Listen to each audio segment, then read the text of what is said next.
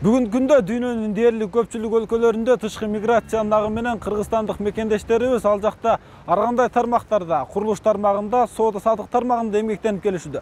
Алардын басымдуу бөлүгү Орусия Федерациясынын аймагында кыргызстандыктар түзөт. Бүгүнкү күндө Хабаровск облусунда жалпысынан Кыргызстандан келген тышкы мигранттардын саны 5000ге жакын болсо, алардын дээрлик көпчүлүгү бул жактан Орусия жарандыгын алып алышып, мыйзамдуу түрдө иш жүргүзүп келсе, негизги мигранттардын жасаган жумушу бул жерде курулуш тармагында эмгектенишип, топ-топко бөлүнүшүп алып 50-60тан иштешет экен. Негизи эле Орусия аймагындагы тышкы мигранттардын абалы эл аралык мекендештер теле долбоорунун бул жолку чыгарылышынан көрө аласыздар.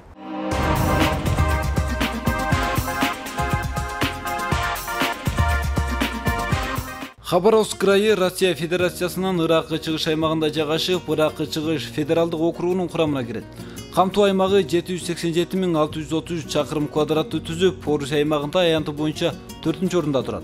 Ал эми калкынын саны 590 миңге жакын. Административдик борбору болуп Хабаровск шаар эсептелет. Край 1938 жылы 20 октябрда СССРдин жогорку советинин президиумунун указына ылайык Дальневосточный жана Приморский крайлары түзүлгөн. Жалпы эки крайда 1.342.000ден ашуун калк турмуш кечирет.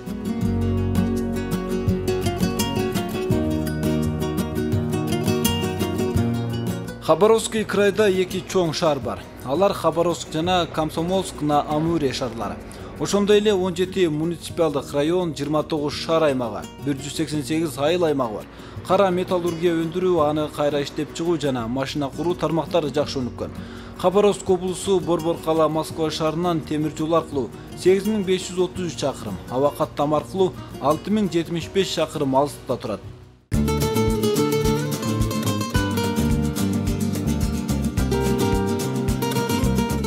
Ошондой эле түштүк тарабынан Транссибир, ал эми борбордук бөлүгүнөн негизги Байкал-Амур темир жол магистрал өткөн. Мындан сырткары деңиз транспорту да эң жакшы өнүккөн. Орточо айлык акынын өлчөмү 8000 рубльге барат. Учурда эмгек мигранттардын саны да арбып 20 миңден ашкан.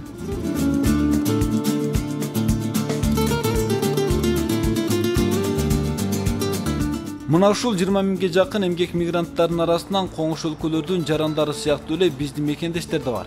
Бирок башка улуттарга салыштырмалуу саны бир топко аз. Басымдуу кыргызстандык мигранттар курулуш тармагында эмгектенишет. Мына бул көп кабаттуу үйдү тургузуу жараянына да мекендештерибиз башынан бери катышып келүүдө. Бул жер биздин ошо Альянс индустрия деген фирманын немеси. Жилой дом Крылья деген. Основной объектте кыргыздар менен вьетнамдар иштейт. Кыргыздардан бири 70 бала, вьетнамдардан бири 60 бала. Бекти иштеп калган көбүнчө ушу Арстан экенин эмеси менен ушул жерде иштейбиз. Мындан сырткары да башка жакта объектте да кыргыз туугандарыбыз бар. Основной көрүп атасыңар биздин кылган ишибиз азыр вьетнамдардан анча алда кетип атат. Балдардын кылган иши жакшы, айлык байлык өз убагында. Бул сыяктуу курулуш тармагында кыргызстандыктардан түзүлгөн эки топ иштеп жатыптыр. Экинчи топ башка аймакта иштеп жаткандыгын айтышты. Учурда бул жердеги топто 60 кыргыз жараны бар.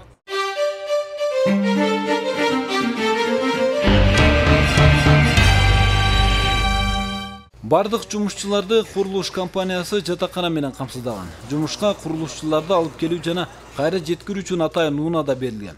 Анын айдоочусу Касым мырза өз иши жана бирге иштешкен балдардын жүрүм-турумуна токтолду. Мен келгенде стройкада иштедим. Азыр автобус айдайм. Шулар ташып балдарды алып келип, шулар менен бирге жүрөм. Чайыбыз, наныбыз, жатаканабыз баарыбыз бир жерде жашайбыз. Общежитие, условия жакшы. Айлыктарын алышып, сразу үйүнө жөнөтүшөт. Жерде көп да бейчеки жүрүшпөйт. Кечинде нормаль бар кез алып. Жакшы балдар бар, тартиптүү эле. Самыйган ичишпейт балдар, жакшы. Мечитке барып турабыз. Жумушубуз жеңилдеп белгилеген мекендештерибиздин басымдуу көпчүлүгүн жаштар түзөт. Алардын кээ бирлери үй бүлөсү менен ушул жакта турмуш кечирип жатса, башкаларды өз мекенинде үй бүлөсү, ата-энеси күтүп жатат. Биздин жумуш ушул стройка келгенден бери ушул стройкада иштейбиз. Основной жумушубуз ушул. Силерге бул ишти кылган деп болуп берет же ким бош болсо ошондой жумуштарга катышат? Бул жерде бригадир бар, ошол бөлүп берет, сен бул ишти кыладың, сен бул ишти кыладың деп. ошол тапшырма боюнча ар бири өзүнүн жумушун кыла берет. Келгениңизге канча болду? Азыр Кыргызстанга барып келгениме 1,5 жыл болду.